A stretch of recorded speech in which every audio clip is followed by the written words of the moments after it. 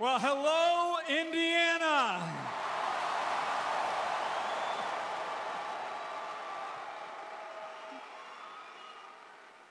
It is great for Karen and me to be back home again.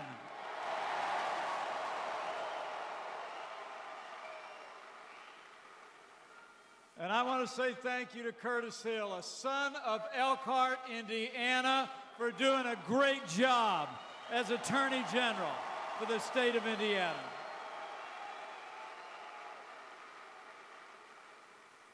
And it really is great.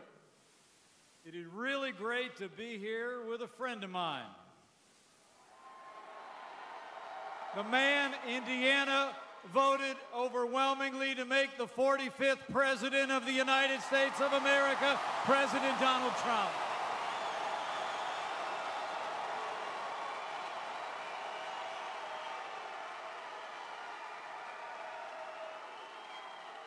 You know, I'm here today because I stand with President Trump. And I'm here because we stand with all the great conservative leaders from Indiana who've supported our agenda, like Senator Todd Young, Congresswoman Jackie Walorski, Congressman Larry Bouchon, Jim Banks, and Congressman Todd Rokita. Give them all a big round of applause, will you?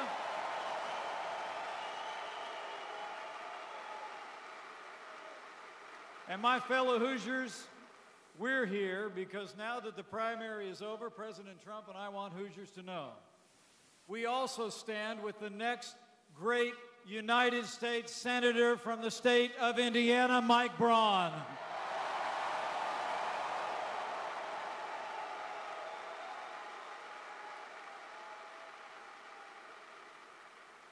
You know, it's the greatest privilege of my life to serve as Vice President to President Trump.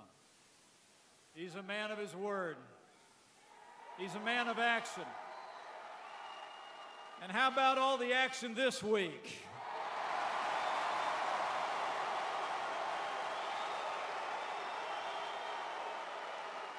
This president took action on Iran. We saw progress on North Korea, and the new American embassy will open in Jerusalem, the capital of the state of Israel, on Monday. You know, what the world saw this week is an American president who embraces his role as leader of the free world. It's true. President Trump withdrew the United States from the disastrous Iran nuclear deal. He slapped sanctions on that leading state sponsor of terrorism. And early this morning, I stood on the tarmac of Andrews Air Force Base as President Trump welcomed 3 brave Americans back from captivity in North Korea. I'll never forget it.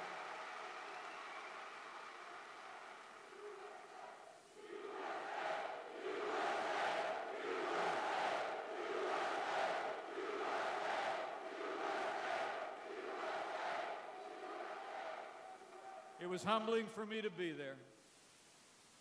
And it never would have happened without the strong, clear, resolute leadership of President Donald Trump on the world stage. But you know, it's not just this past week. The truth is, the only way you can describe this administration over the past 16 months is with 4 words: promises made and promises kept. I mean, think about it. Think about it. President Trump promised to rebuild our military, restore the arsenal of democracy, and not long ago, he signed the largest investment in our national defense since the days of Ronald Reagan.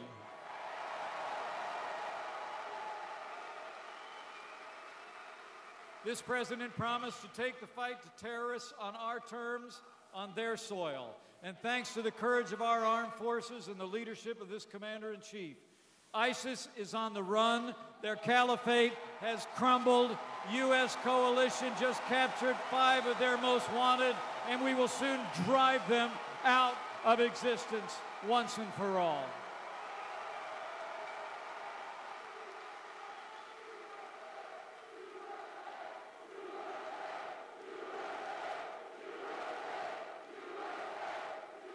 And here at home, President Trump promised to stand with those who serve on the thin blue line of law enforcement. And every day of this administration, we have worked to give our law enforcement personnel the resources, the tools, and the respect that they deserve every single day.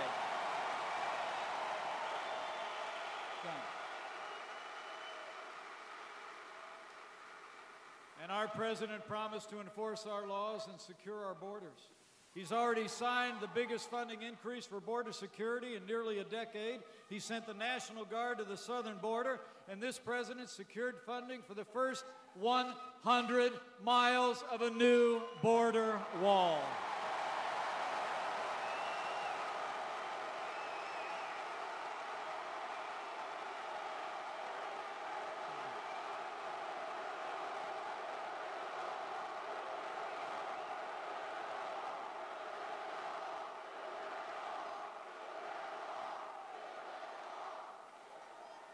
I'll promise you, when it comes to that wall, we're going to build it all.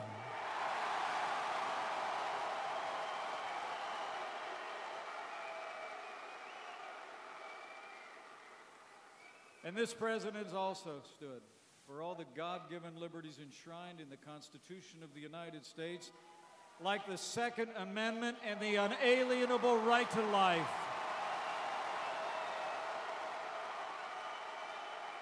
He promised to appoint strong conservatives to our federal courts at every level. And last year, President Trump set a record for the most Court of Appeals judges confirmed in a single year, and he put Justice Neil Gorsuch on the Supreme Court of the United States. It's been promises made and promises kept, my fellow Hoosiers. And since day one, this president's also been keeping his promise to get this economy moving again. He promised to roll back the heavy hand of government. President Trump has signed more laws cutting federal red tape than any president in American history.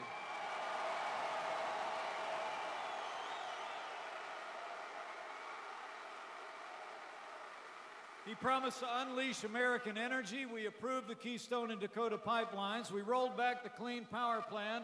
And President Trump put America first when he withdrew the United States from the Paris Climate Accord.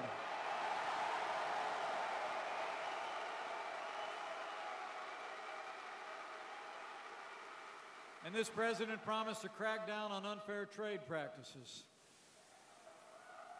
And I can tell you, President Trump's been fighting every day for trade deals that are free, fair, and reciprocal, and put American jobs and American workers first. And finally, our president promised to cut taxes across the board. And with the strong support of every Republican in Congress from Indiana, President Donald Trump signed the largest tax cuts and tax reform in American history. It's promises made and promises kept.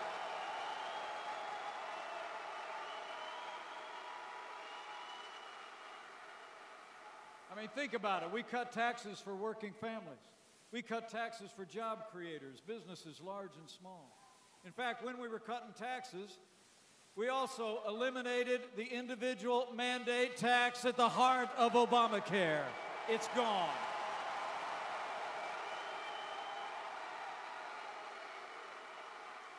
And President Trump's leadership has been making a difference here in Indiana and all across the country every day. Since Indiana voted to send him to the White House, businesses have created more than 3.1 million jobs, including 33,000 new jobs here in the Hoosier State alone. Manufacturers have added more than 315,000 good-paying jobs. In fact, there's been 8,000 new good-paying manufacturing jobs just here in Elkhart, Indiana.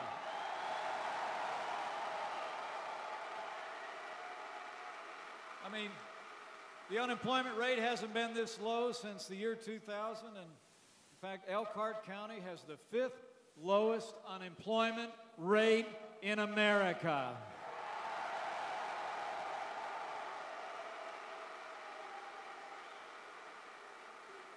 I mean, as I stand before you today, my fellow Hoosiers, I say with absolute confidence, jobs are coming back.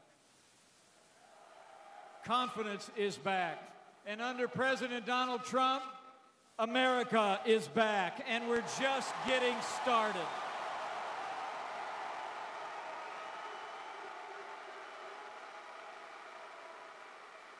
But you know, despite all the progress we've made, we got a lot more work to do, men and women. But the truth is, our administration has faced unprecedented obstruction from Democrats in Congress.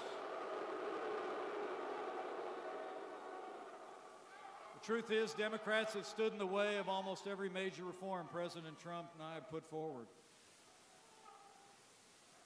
It's been one obstruction after another by the Democrats, including Indiana Senator Joe Donnelly.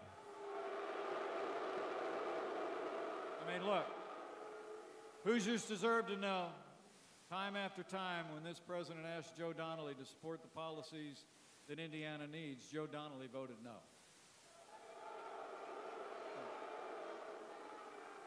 When the time came to cut your taxes, Joe voted no. When the time came to repeal and replace the disaster of Obamacare, Joe voted no. When the time came to empower Indiana to defund Planned Parenthood, Joe voted no. You know, Joe's even thinking of voting no on Gina Haspel to be the director of the CIA, despite the fact Gina Haspel is an American patriot. She's been endorsed by CIA directors from both parties, including Indiana's own former Senator Evan Bayh. I don't know about the rest of you, but I think Indiana deserves better.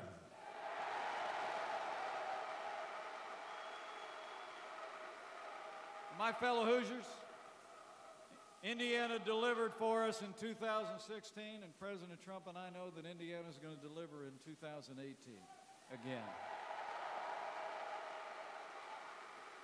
When we re-elect strong conservative leaders in Congress like Jackie Walorski, Larry Bouchon, and Jim Banks, when we elect new leaders in Congress like Jim Baird and a fellow named Greg Pence,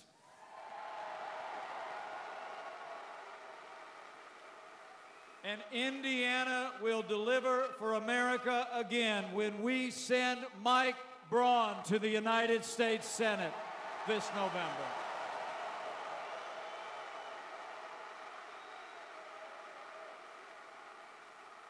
Mike Braun is a job creator. He built his business right here in the Hoosier State. He's a conservative who I've known for a lot of years. I know he's going to bring Indiana values to our nation's capital. And when Indiana elects him, I know Mike Braun will stand up for Hoosiers, and Mike Braun will stand with President Donald Trump.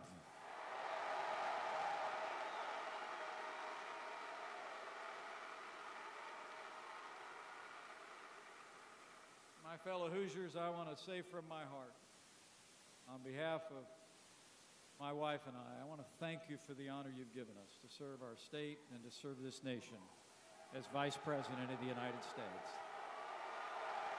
Thank you.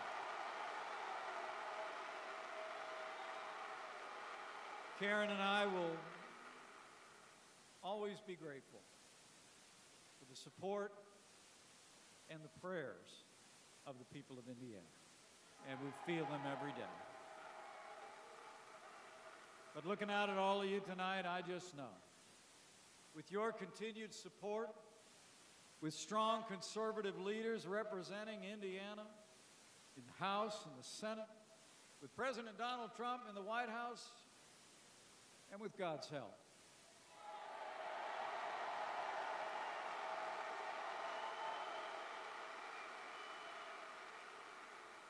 We will make America prosperous again. We will make America safe again. And this man will make America great again.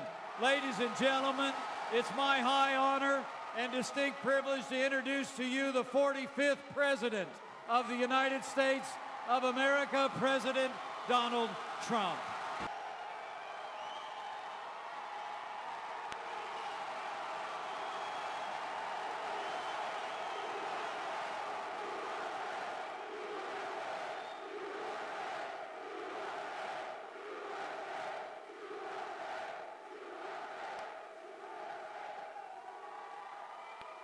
So I want to thank your former governor and your current vice president, and he and Karen are doing an unbelievable job for our nation. Thank you, Mike.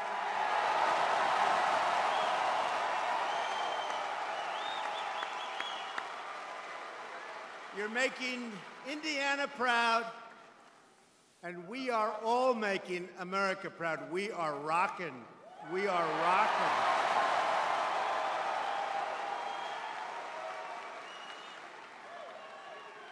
So I'm thrilled to be here tonight with the incredible, hard-working patriots of the Hoosier State. Hoosier.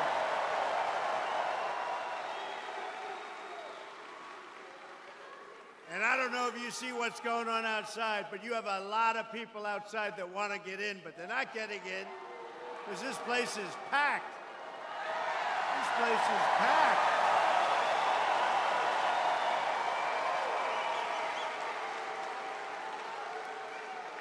This is truly an exciting time for our country. Jobs are booming. Remember? I told you.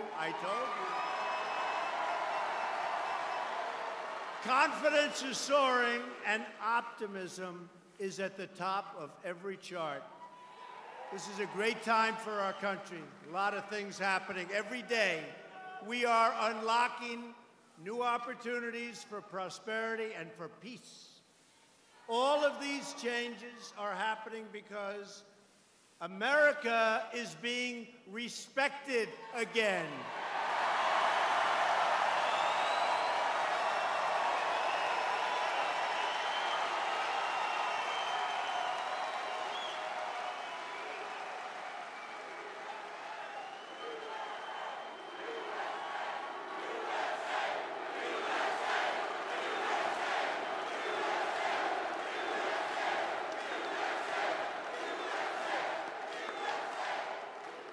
At 2 a.m., early this morning,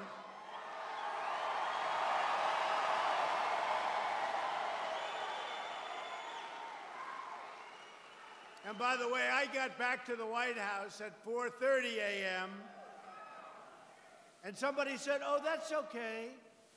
You can cancel Indiana Tonight."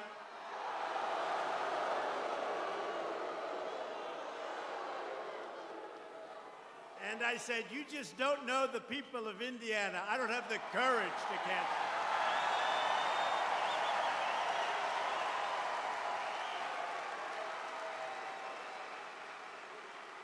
But at 2 o'clock in the morning, I had the incredible honor of greeting 3 brave Americans who had been held in North Korea, and we welcomed them back home the proper way.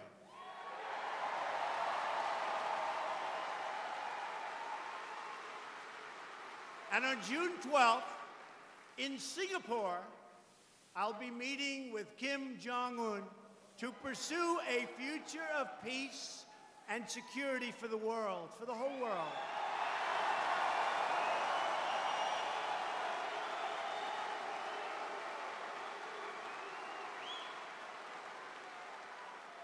And the relationship is good. But you remember everybody in the fake news where they were saying, he's going to get us into a nuclear war. He's going to get us into a nuclear war. And you know what gets you into nuclear wars? And you know what gets you into other wars? Weakness. Weakness. So the relationship is good, and hopefully, I mean, for all of us, for the world, hopefully something very good is going to happen, and they understand it's very important for them. It's important for everybody. So Japan, South Korea, China, everybody, I think it's going to be a very big success. But my attitude is, and if it isn't, it isn't, okay? If it isn't, it isn't. But, and you have to have that because you don't know. We're not going to be walked into an Iran deal where the negotiator, John Kerry, refused to leave the table.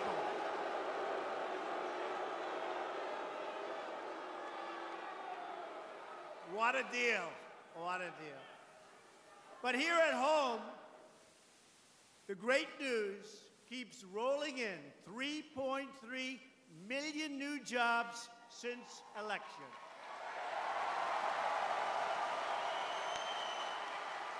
Now,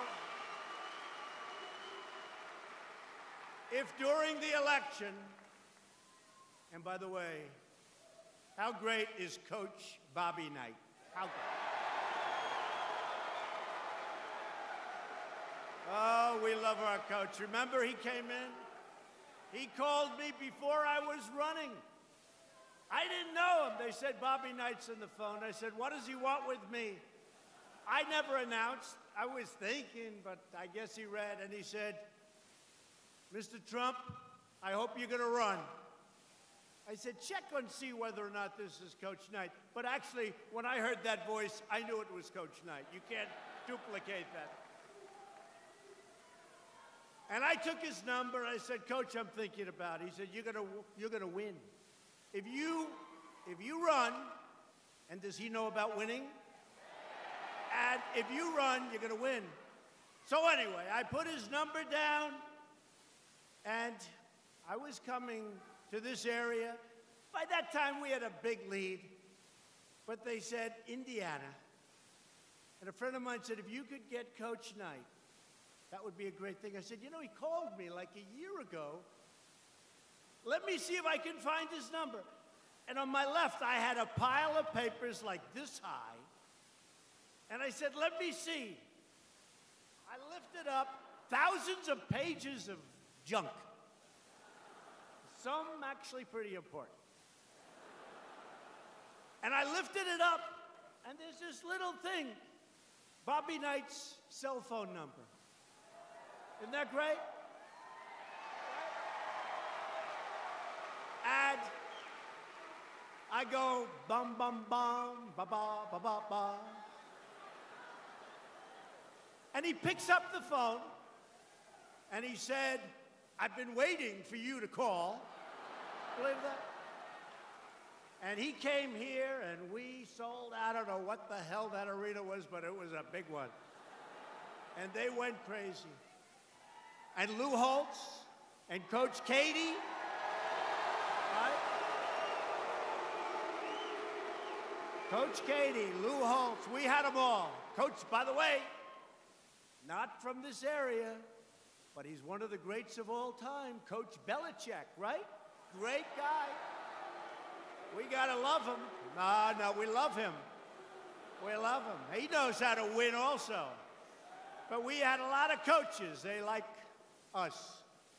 They understand winning and they like us. And that's what we've been doing. And if we would have told you during the campaign that we would create 3.3 million jobs in this short time, everybody back there, the fake news media, look at all of them.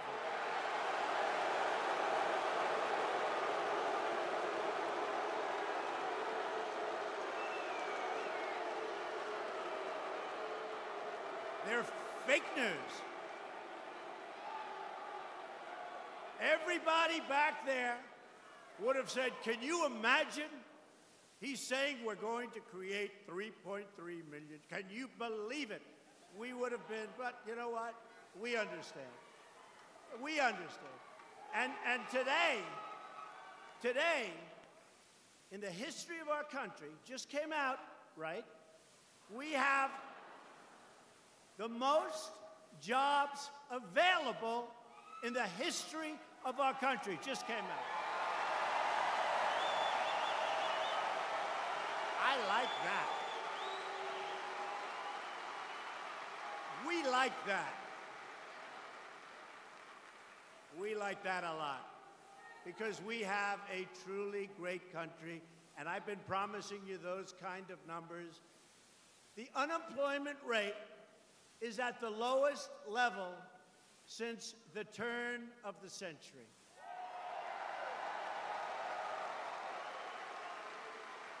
African American unemployment has reached the lowest level in the history of our country.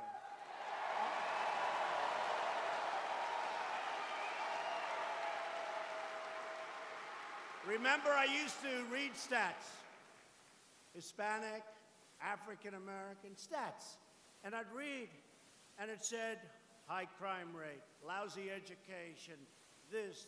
I'd read like 6. And one day in front of a massive crowd, 25, 30,000 people, I said, vote for me. What the hell do you have to lose? And you know what? They did. They did. Remember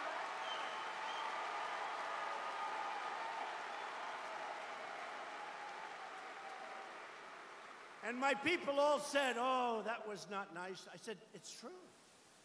Because the Democrats, who are just obstructionists, that's all they can do. The Democrats have had a lock on the Hispanic vote, and they've had a lock on the African American vote. No longer, no longer.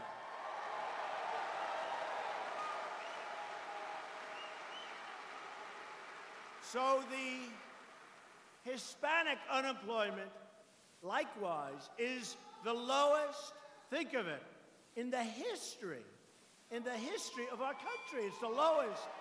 So you have African American, Hispanic, women. Do we love women? Women. The lowest unemployment rate in 18 years. I'm sorry we didn't make it in history, but we're catching it. It'll soon happen. I'm disappointed with that. Can you imagine?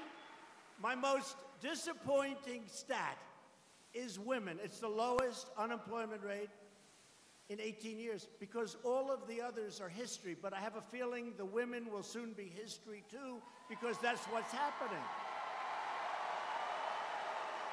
And all of the great momentum that we're having as a country on jobs, on safety, on security, on our military, it's all at stake in November. You know, I don't think we've ever done better as a country. Certainly the economy and lots of other things. Look at all those beautiful red hats. Those beautiful red hats. Lift them up. Boy, oh boy.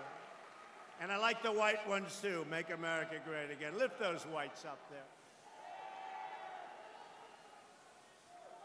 But it can disappear quickly. You know, what we did was unprecedented in the history of our country, really in the history of the world, what we did with this election. And the strides that we're making have never, ever been made like this before. But it can also disappear if you put fools and if you put the wrong people in. It can disappear. I mean, Nancy Pelosi said yesterday,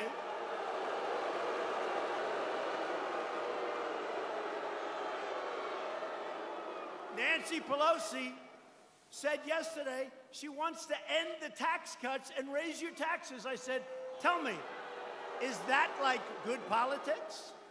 You know, it's not about politics, but think of that from a political standpoint. I don't think her party was too happy. But you know what? That's her thought. That's what they want to do. They want to raise your taxes, end your tax cuts. They want to have open borders where everyone flies into our country. That's not happening. So this week, you nominated an incredible slate of Republican candidates, many of whom I know. And you have to work every day between now and November to elect more Republicans so that we continue making America great again. And by the way, this is a first for Indiana. Our new slogan for 2020, you know what it is? Keep America great.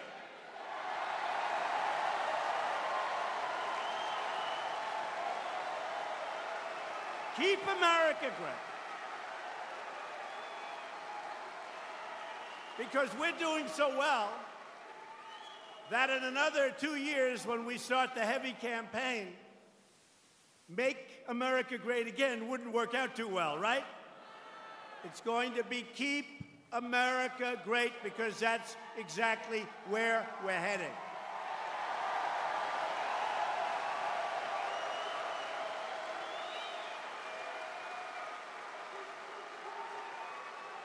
But don't tell anybody. I don't want anybody to know. We want to save that for a surprise. But I do like that. And you know what I paid for that slogan? You know, a lot of these people, the politicians they run, they pay millions of dollars for ideas like that. How much did I pay for that? Zippo, Zippo.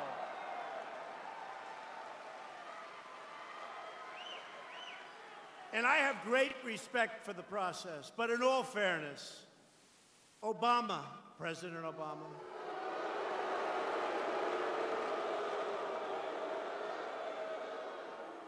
paid $1.8 billion for hostages.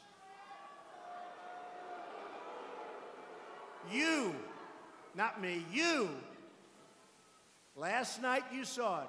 And again, it's leading to some very big things. And I think that Kim Jong-un did a great service to himself, to his country, by doing this. But those hostages came out with respect. We didn't pay for them. We're going to set the table. We're going to make a great deal for the world, for North Korea, for South Korea, for Japan, for China.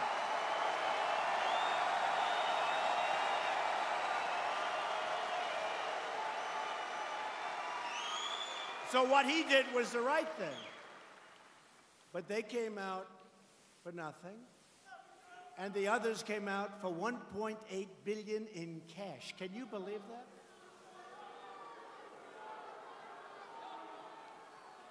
We're honored to be joined by a friend of mine and somebody who's done a really, really good job, somebody that's respected very, very highly, Senator Todd Young. Todd. Where's Todd?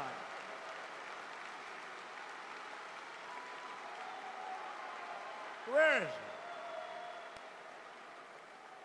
he? See? That's a great politician. He doesn't even want a good location. He is of the people. Thank you, Todd. We also welcome the largest vote winner in Indiana history, except for Trump. Attorney General Curtis Hill. Where's Curtis?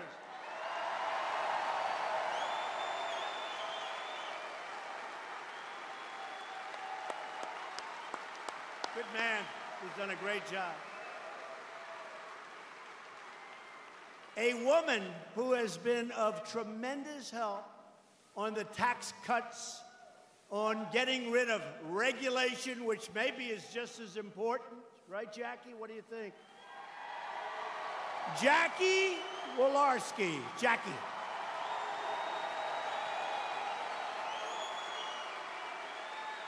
Done a great job. And some congressmen who have been incredible. Larry Bouchon. Where's Larry? Larry, great job. Congressman Jim Banks. By the way, somebody that just fought an incredible campaign, a really good guy, and I'm not sure I would have been here. You know, we're talking 2 days ago. Very effective, a terrific man, Congressman Todd Rokita.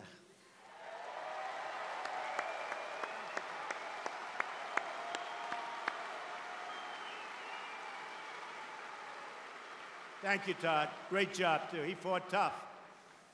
They all fought tough. That was a tough race.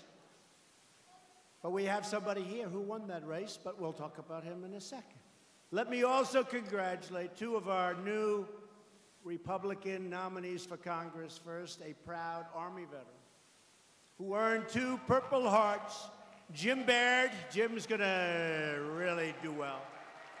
Jim. Great, Jim. And second, a man that I know Mike has been rooting for a long time. I'll tell you, Mike loves his brother, who won by a very big margin. I don't know, was that a bigger margin than Mike Pence won by? I don't know, Mike. That was a big margin. Greg Pence. Greg.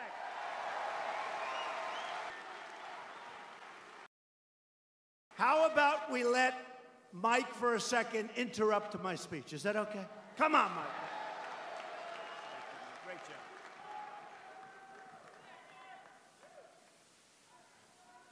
One of the neatest experiences of my life was spending 30 minutes riding with the president. And you wouldn't believe the advice you get, and it's great advice, and I'm going to incorporate it. Yeah.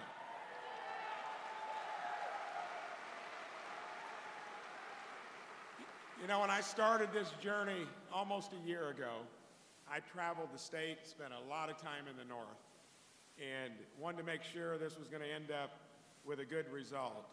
Would not have done it if I wasn't inspired by what this man did in 2016.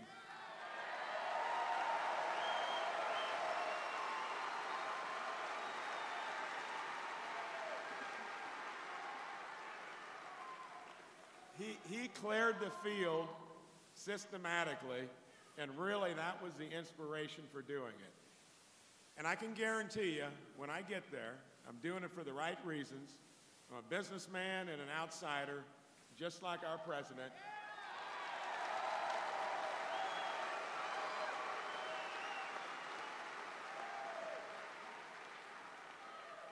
And you can count on me to be a true reinforcement and the guy that is going to retire Joe Donnelly. Thank you.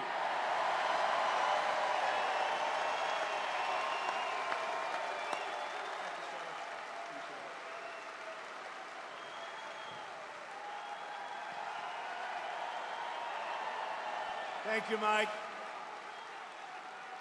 And we need Mike Braun in the Senate, and that's going to happen. That's going to happen. He's an incredible guy and ran a really incredible race. Now, if Joe Donnelly, Sleeping Joe, and the Democrats get back into power, remember what I said. They will raise your taxes. He wants to raise your taxes. They will destroy your jobs. And they are going to knock the hell out of your borders. And that's already, we have the worst immigration laws in the history of mankind. We're slowly getting them changed. We want to make it quick. So give me some reinforcements, please, okay?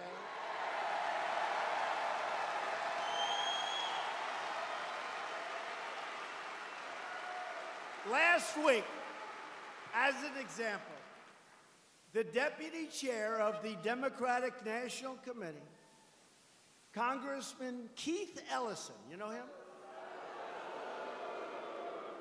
Marched in a parade wearing a T-shirt that read, he was very proud of it, "I do not believe in borders."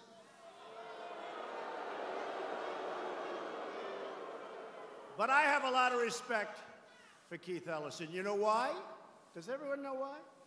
So when I announced on June 16th, he was being interviewed by George Stephanopoulos on ABC. And in the interview, this was a couple of days after I announced, and Keith Ellison said, you know he's going to win, don't you? True. Right, Mike? He's true. He said, you know he's going to win. And George and somebody else there, I won't mention the name. Go ahead.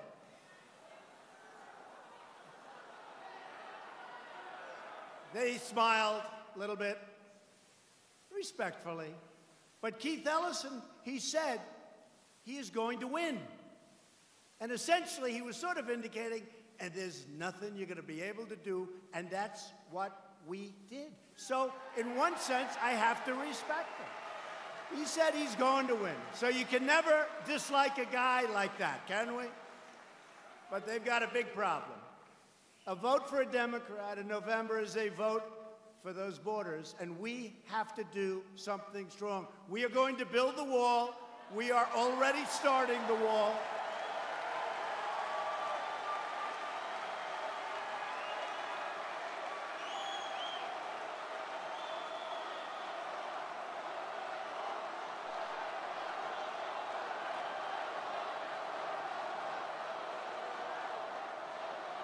We're going to build the wall. You know, we've already started. We got $1.6 billion. We're fixing a lot of it. We're in San Diego. So here's a case study. San Diego wants the wall. And I said to my people, here's the bad news. If we give them the wall, we don't have an advocate. If we don't give them the wall, they're going to be putting a lot of pressure on Governor Moonbeam in California.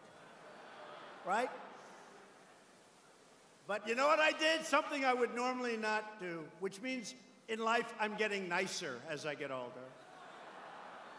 I said, let's build the wall for San Diego, so we're building them the wall.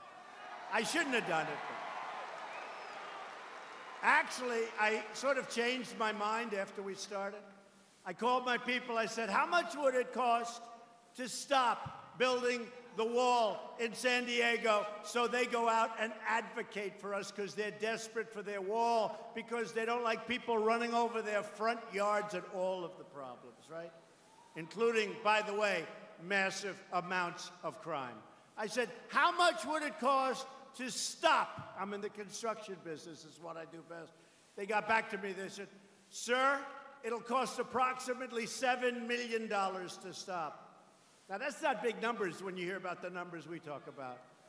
$7 million to stop and restart it at a later date. I said, I can't do that to the American people. Keep building the wall, right?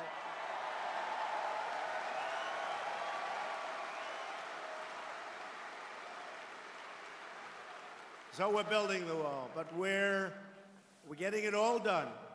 We're going to get rid of catch and release. We're going to get rid of the lottery system. We're going to go eventually, when I get the votes, I need Republicans, we're going to go eventually to a merit-based system of immigration. Merit. You come in on merit.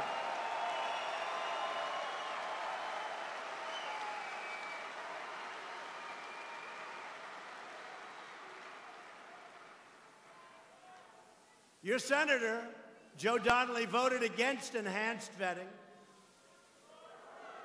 Think of that. What in the world would anybody be doing voting against enhanced vetting? Why?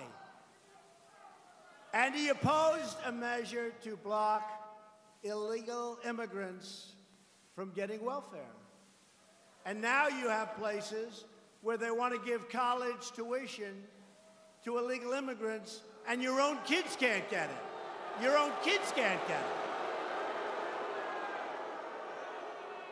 Joe Donnelly voted no on tax cuts, no on better health care, and he voted no on canceling job-killing regulations, which may be even more important than those incredible tax cuts. But he voted yes on something that we are systematically taking down. We got rid of the individual mandate. We have great plans coming out. He voted yes for failed Obamacare.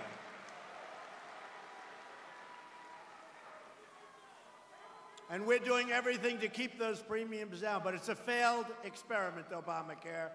But wait till you see the plans we have coming out literally over the next 4 weeks. We have great health care plans coming out, but we got rid of the individual mandate.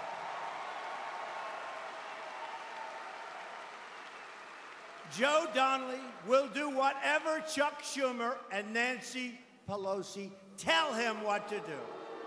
They don't ask him. They don't ask him. They tell him. They don't say, will you? They say, Joe, this is the way you're going to vote.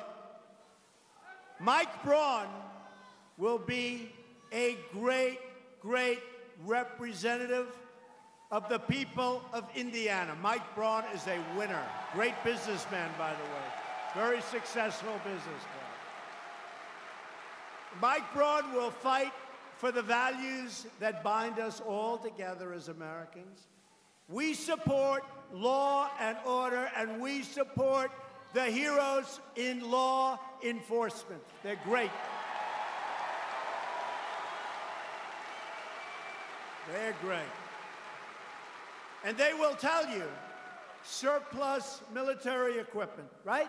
We have it by the hundreds of millions of dollars, sitting in warehouses, getting old. Some of the best stuff anywhere in the world.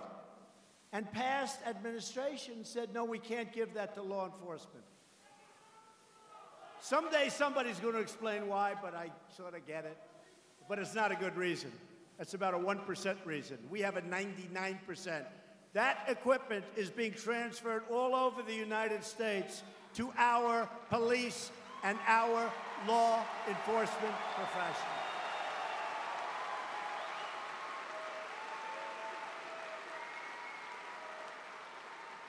And we already have it. The other side said, but it's too good. It's too good. It's already paid for. We defend the Second Amendment. And don't kid yourself, it is under siege. We defend the right to self-defense. Never believe that your Second Amendment is not under siege. We believe that a strong nation must have strong borders. We have pride in our history and respect for our great American flag.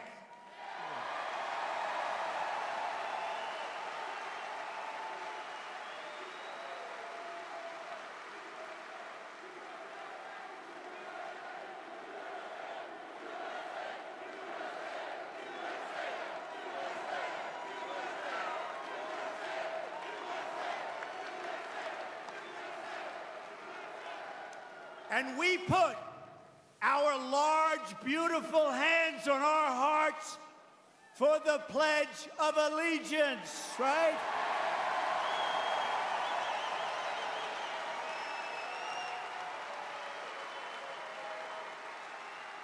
And we proudly stand, all the time we stand, because we love that sound. We stand for our national anthem at all times.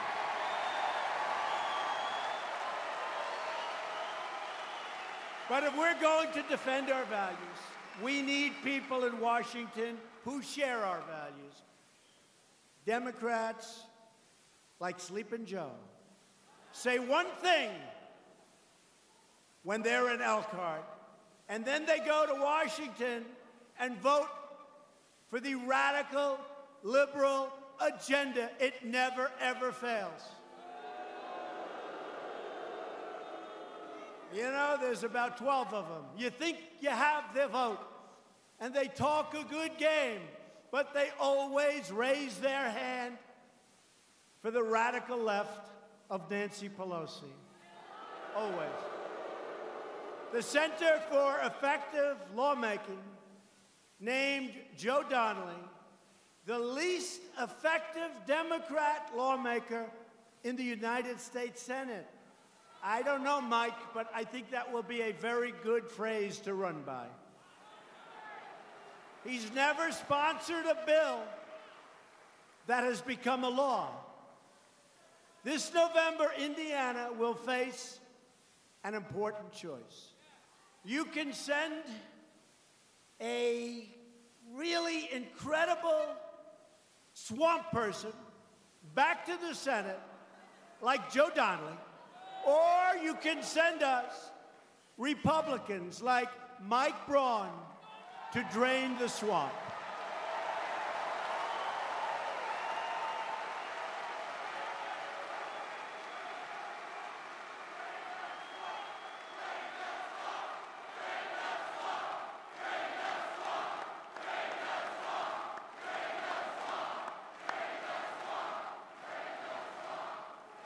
Under my administration, we're fighting against the lobbyists, the special interests, and the corrupt Washington politics. After years of rebuilding foreign countries, of which a lot of people partake in the cost of rebuilding those foreign countries, we are finally rebuilding our country.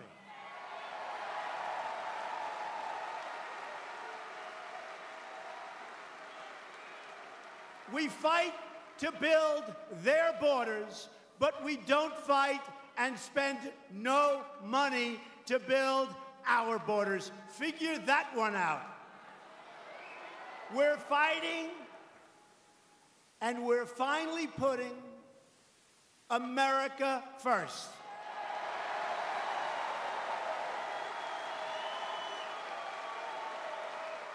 And remember, the last time I did this, and this started 2.5 years ago when I just started, people were not saying Merry Christmas anymore. The big store chains weren't saying Merry Christmas, Merry Christmas. They weren't doing it. They weren't saying Merry Christmas. Now they're saying Merry Christmas again.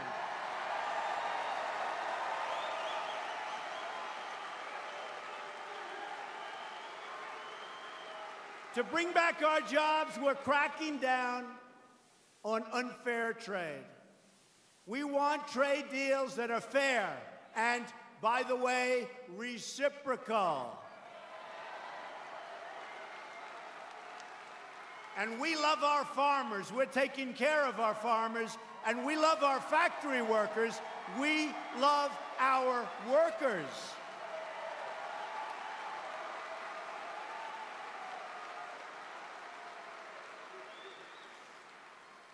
For decades, American presidents responded to foreign cheating on trade. Cheating. There's no other word for it. Cheating.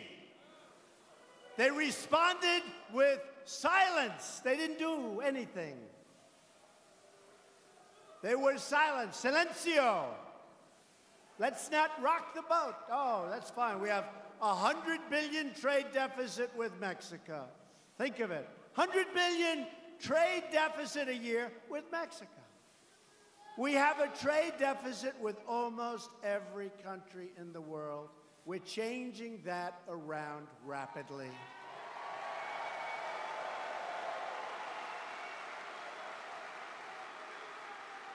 We racked up trillions of dollars in trade deficits, also known as losses, while other countries stole our factories, stole our plants, stole our wealth, and stole our jobs. But America's long silence is over. And you see what's happening. Car companies are coming back into the United States. They're moving back in. Chrysler just announced. Japan is building big ones. We're expanding our plants. And I put tariffs on steel, and I put tariffs on aluminum. And United States Steel just announced that they're expanding their factories and they're building plants, and we're going to start making steel and aluminum again.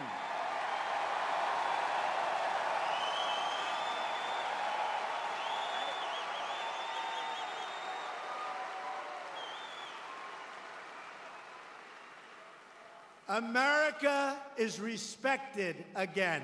Different ball game.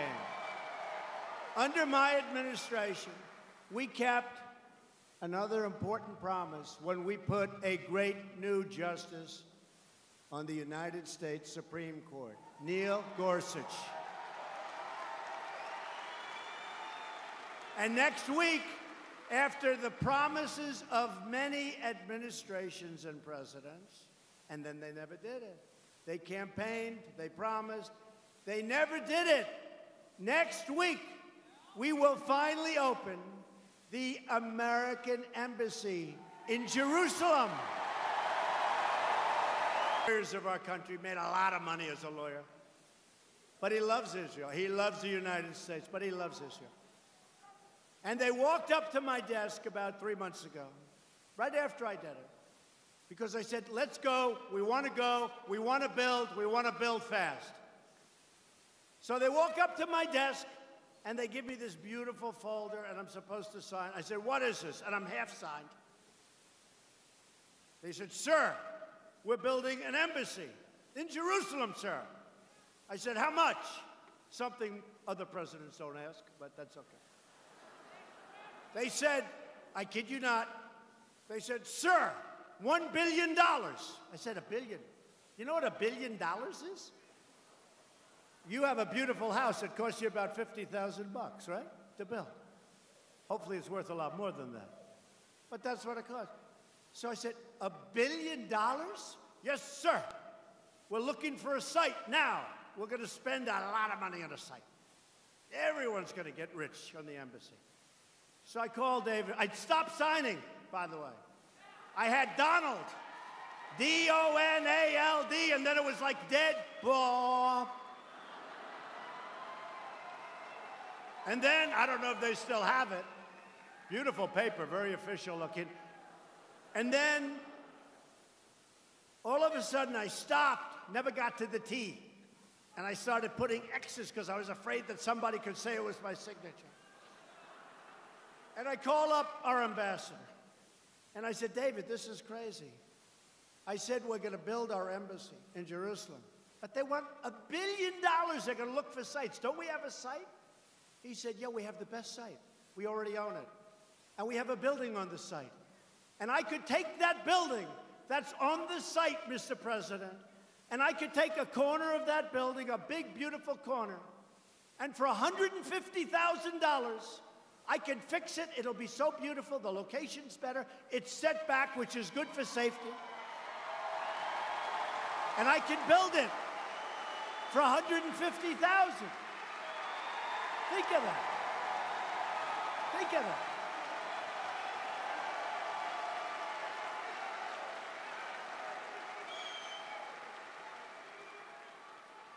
I said, David, so you're going to renovate the corner of a building it's going to be beautiful. The site is the best site, and we own it. The building is already built, and we can fix it. So think of it. We have government wanting to build $1 billion in a site that would never be as good or as safe, because this is a big site, big setbacks. They want setbacks for safety. Makes sense. So I said, David, you can do that from $1 billion to $150. You know what? Spend $200,000 or $300,000. That's okay too. Now think of it. And the reason I was very cognizant, because I was supposed to cut the ribbon of the new embassy in London. You know all that, sir. So we have the best piece of property in all of London. It's our embassy. And someone between the Bush administration and the Obama administration, they say Bush started it, but Obama could have stopped it. But let's say the two administrations, what they did is they said, wow, this is a great piece of property. We've been offered a lot of money, like 200 or 250 million. And what we'll do, because we're such great businessmen, what we're going to do is we're going to sell this best piece of property in London by far. By the way, literally, it's if you know New York, 5th Avenue and 57th Street. Now, I happen to have a building there, so, you know, but that is the best one. The Tiffany location. It's the Tiffany location. It's the best location, and it's a big location, and it's the best embassy location we have in the whole portfolio. But somebody said, What a great deal. We're going to sell that for, I think, $250. So let's say to a wealthy person. And they're going to rip it down. They're going to build a hotel or do something. And we sold this thing for $250. Now, everybody in this room, because you're from Indiana, you understand life. You would say, okay, good, now you're going to build a new one for $50 million, you're going to have $200 million left over, you're going to have a nice embassy, that's, okay, but it didn't work that way in government.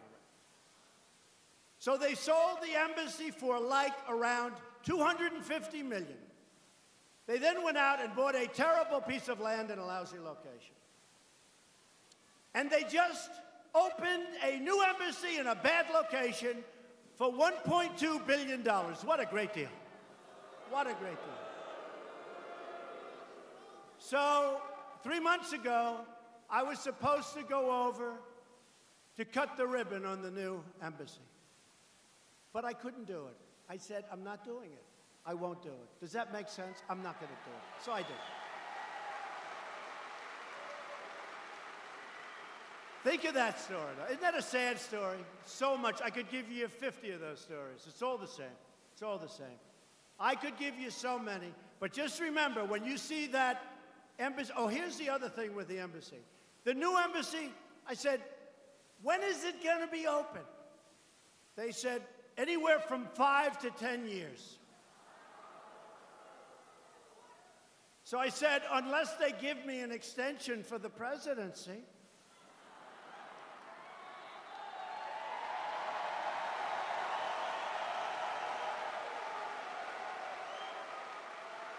Which I don't think the fake news media would be too happy about. Wait. Actually, they would be happy, because when I'm not here, their ratings are going to sink, so they'll probably be very happy. So they said from 5 to 10 years. Now, you know when they say from 5 to 10 years, that means probably 15 or 20 years, right? So we open the embassy next week. 3 months.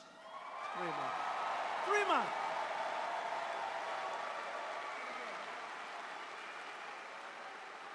Oh, I could tell you so many of those stories, but I won't. I won't tell you anymore. We have to save some. We only have about 1,000 left. Among the many grave national security blunders of the previous administration, one of the world's worst was the disastrous Iran nuclear deal.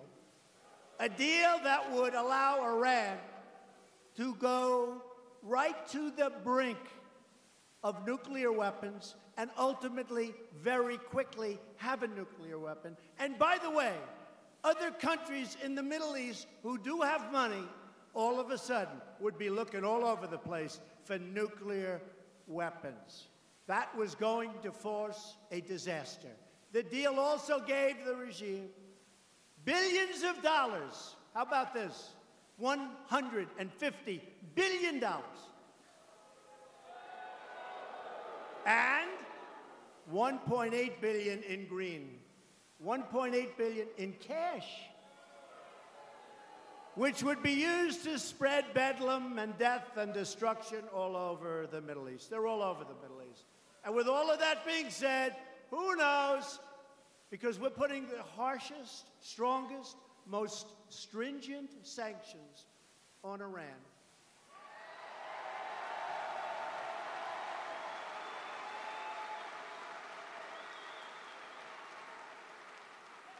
And I hope to be able to make a deal with them.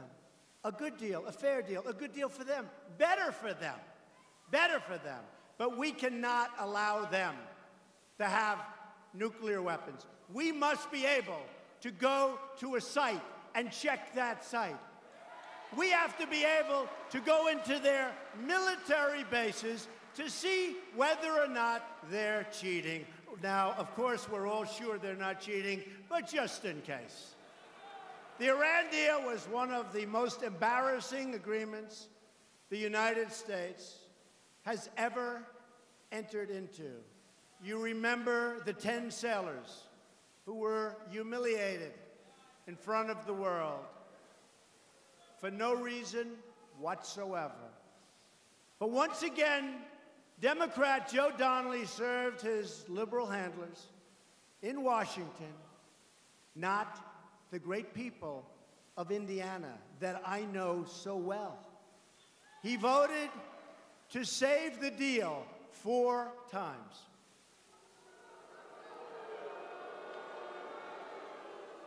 But we saved the deal no longer.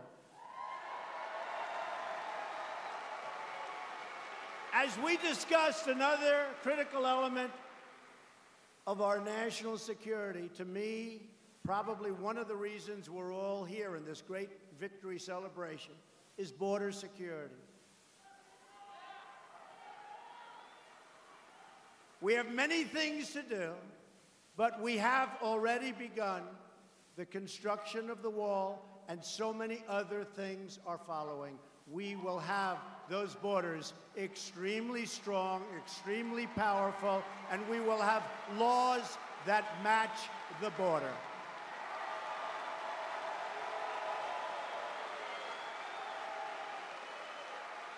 So if you think about it, the Democrats, they're weak on borders, weak on our military. We have, and the last deal, I had to do it. Our military was depleted. When did we need military more than we need great military right now?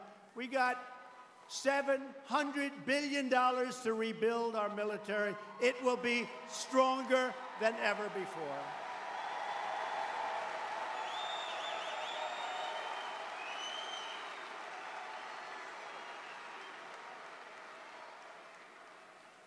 So the Democrats, they fight against the borders. They fight to raise your taxes. They want to raise your taxes. They fight for all of the things that we don't stand for. And we're going to have a great victory in 18. You watch. We're going to have a great victory.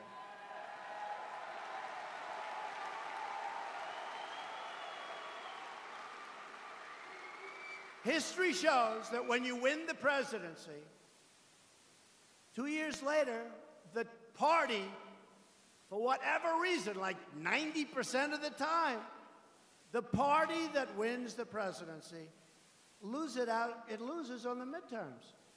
And the reason is, I guess they get a little bit complacent. We're not getting complacent, folks. We can't.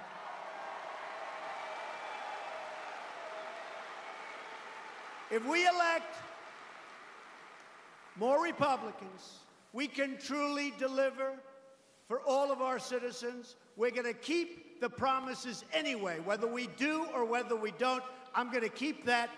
We have delivered, and it was said by one of these gentlemen, we have delivered, one of the only times ever, more than we promised. I have delivered more than I promised, if you think about it. We will lift millions of Americans from welfare to work, from dependence to independence, and from poverty to prosperity. We will put new steel into the spine of our country, and by the way, it will now be American-made steel. And we will breathe new hope into our communities. We will do it all with American hands, American grit, and American pride.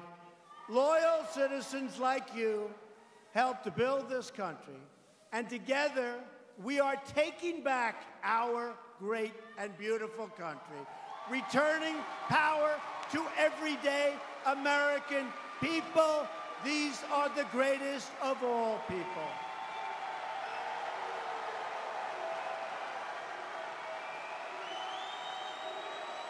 In every action, with every decision, we will stand up for America, and we will stand up for the great state of Indiana.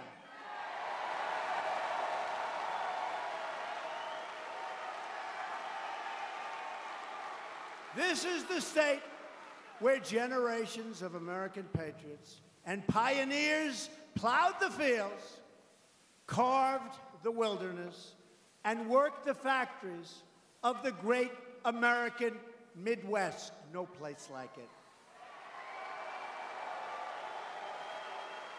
It's the state that gave us Notre Dame football, Hoosier basketball,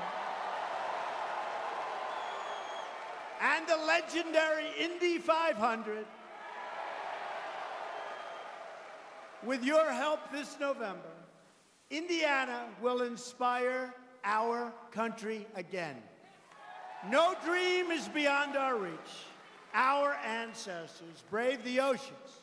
They tamed the frontiers, put down the railroads, those beautiful railroads, built up the highways, and dug out the great Panama Canal.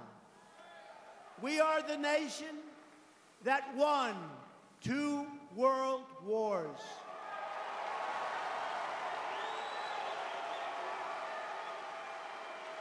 And we are the nation that defeated communism and fascism and landed a man on the face of the moon.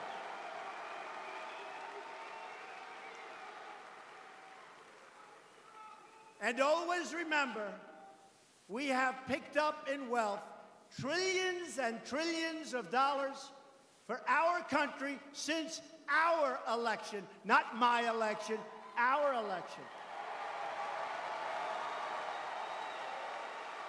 And our economy,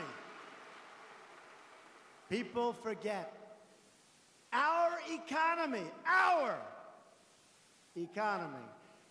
is almost twice the size of any other economy of any other nation in the world.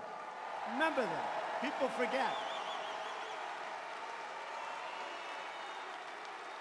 People forget.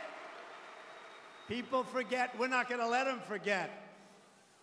As long as we are proud of who we are and what we are fighting for, we will never, ever fail.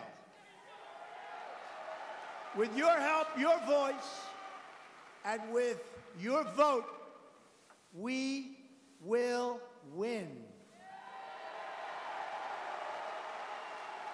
We will achieve victory for our country, victory for our children, and victory for this magnificent land that we all love, because we are Americans, and our hearts bleed red, white, and blue.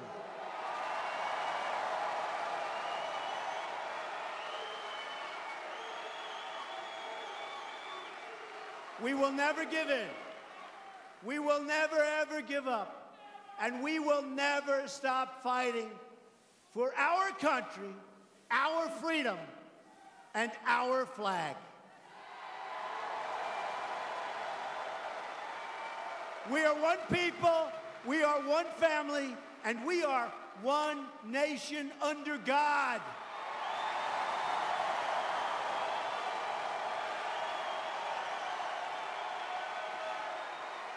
And together we will make America wealthy again.